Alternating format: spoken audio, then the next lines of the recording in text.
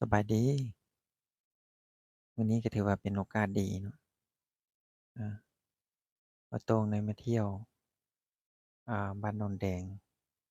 เมืองจำพรแขวงสะหวรรณเขตซึ่งว่าเป็นแหล่งท่องเที่ยวแหล่งหนึ่งเนาะอีกแหล่งหนึ่งของแขวงสะหวรรณเขต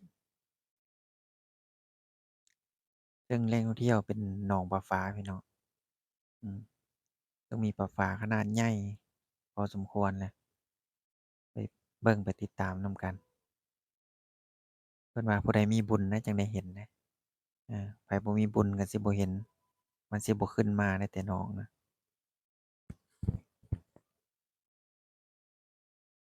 ว่าใช้เวลา ประมาณ9-50นาทีนี่แหละก็ไปฮอดแล้วหนองซึ่งว่าตอนนี้กำลังเดินทางไป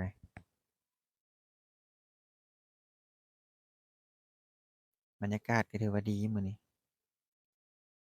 บ่ร้อนแล้วก็บ่ฝน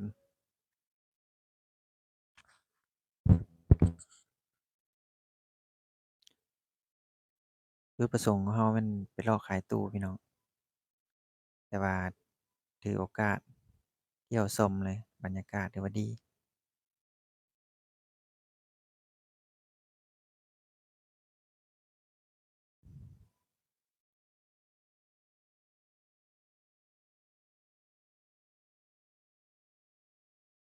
แต่ว่าเขตอ่า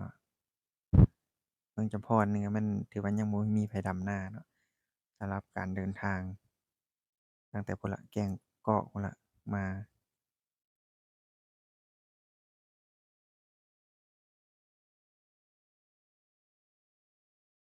ถือว่าถนนหนทางก็สะดวกสบายแล้วเดะที่ว่าเขามาเที่ยวมาชมก็โอ้ยสบาย เป็นทางปูยางเรียบร้อยแล้วพี่น้องว่าไปฮอดแหล่งท่องเที่ยวเลยฮอดหนองปลาฟ้าสบาย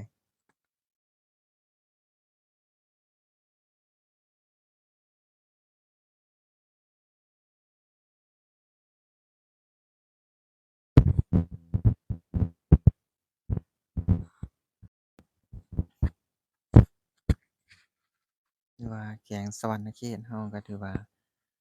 มีแหล่งท่องเที่ยวหลายพอสมควรบ่ว่าจะเป็นพระธาตุอิหังบ่แล้วก็ธาตุโพนจังหวัดท่าเนินหินพี่น้องก็ยังมีหลายเนาะนอกจากหนองปลาฟ้าแล้วก็ยังมีหลายบ่อนที่ว่าให้เราเที่ยวเราชมผ่อนคลายพี่น้องอือ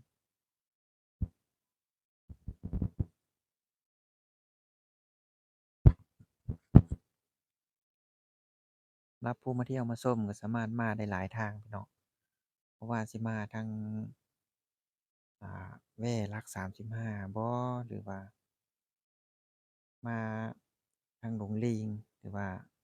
ลัดออกไปทางอันบ่หินก่าวเนาะพี่น้องก็สามารถเข้ามาทางนั้นได้อืม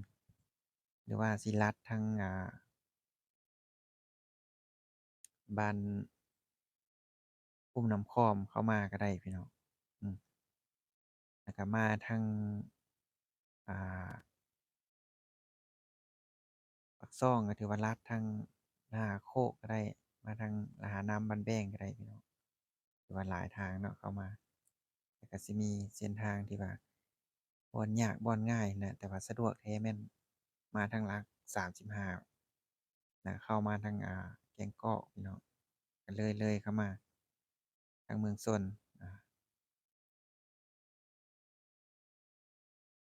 ถือว่ามันก็ใกล้ๆกันกับเมืองชนเนาะสำหรับเมืองจำพรใช่เปล่าแหล่งท่องเที่ยวนี่ก็ตั้งอยู่เมืองจำพรพี่น้อง ถ้าพี่น้องมาทางดงเห็นพี่น้องแวะเข้าแถวบ่อหินกาวก็อย่าลืมแวะเล่นแถวดงลิงเด้อพี่น้องเด้อแต่ว่าเที่ยวชมแถวนั้นก็สนุกแต่ว่ารักษาเครื่องของเด้อให้ดีเด้ออืมบางคนก็ซื้อปิ้งไก่มาก็ไว้ในรถในรางก็บ่อัดประตูบ่ปิดประตูรถมันก็สิเอาขึ้นไปปลายไม้ไม่ได้พี่น้องเอ้ยลิงอะอืมมีตัวขี้ดื้อแล้วก็ตัวจักข่วมนั่นแหละอืม รักษาเครื่องดีๆถ้ามาแถวดงลิงพี่น้องเอ้ย อืมตอนนี้ก็เราก็มาฮอดแล้วเนาะมาฮอดหนองปลาฟ้าเรียบร้อยอืมตู้ก็ยังเต็มรถคือเก่าตู้ก็ได้บ่เป็นหยังอืมอืมเข้ามาก็ได้ซื้อปีพี่น้องโอ๊ยถูกๆ3,000กีบเนาะคนหนึ่งอืม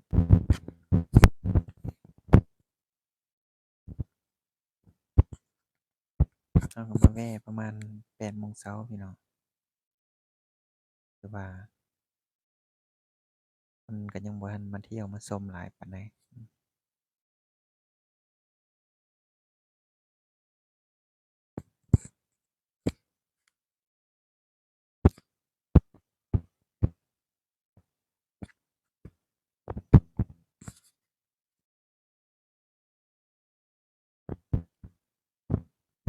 ก็สิขายขนมแล้วก็ขายหัวอาหารพี่น้องสำหรับโรงให้ปลาเนาะเกลือปลาขนมก็แม่นให้ปลาฝาพี่น้องเพราะว่าเพิ่นบ่น่าจะกินหัวอาหารสำหรับปลาฝาเนาะ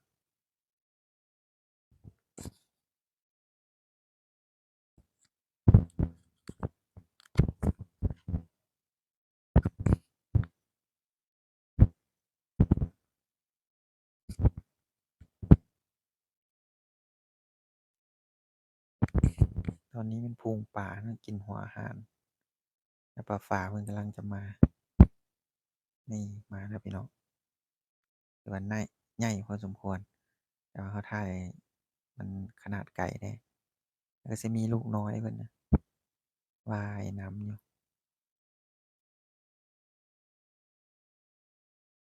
จนตัวจนเหลืองพี่น้อง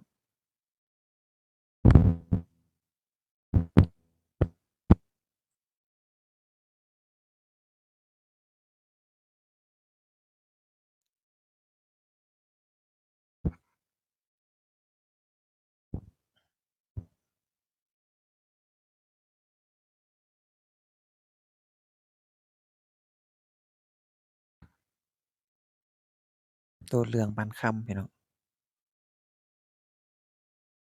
ปกติสิเป็นฝูงใหญ่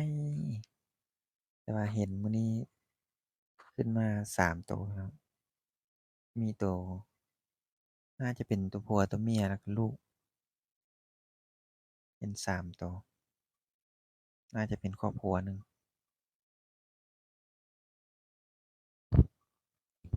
ว่าเราก็ใช้เวลาอยู่ประมาณครึ่งชั่วโมงพู้นแหล้วพี่น้องที่ว่า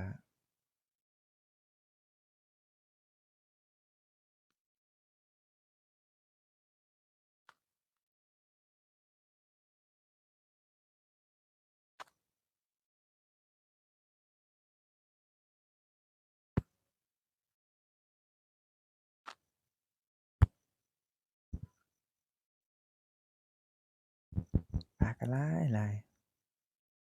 น่าจะเป็นปลาปากพี่น้องว่าฝูงใหญ่สมควร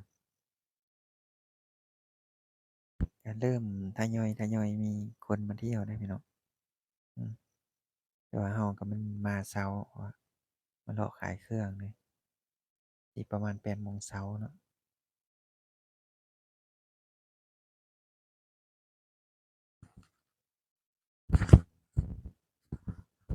คือว่ามื้อหนึ่งนี่มัน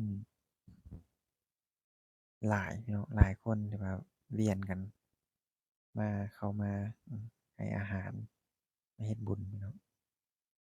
ที่ว่าเกลือปลา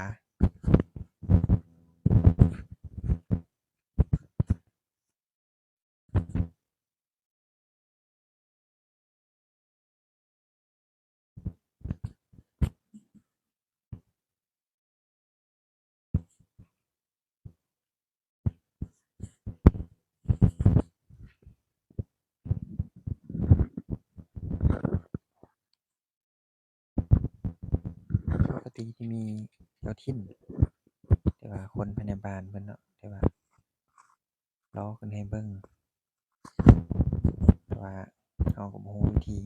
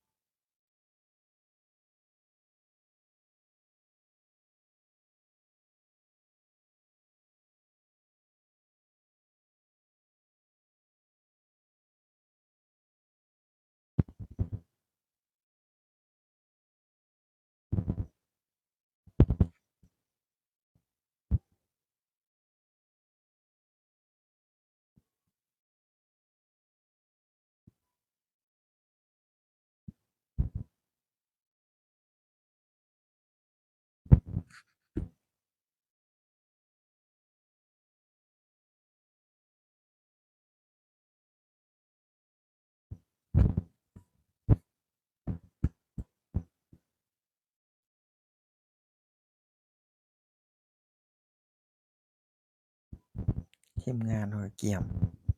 สิว่าเอาขนมอ้อยพี่น้องว่าสิรอขึ้นไปเบิ่งเทิงพู้นล่ะตาฟังพู้นล่ะตามปกติแล้วเพิ่นสิขึ้นให้เบิ่งนะว่ารอเพิ่นสิขึ้นไป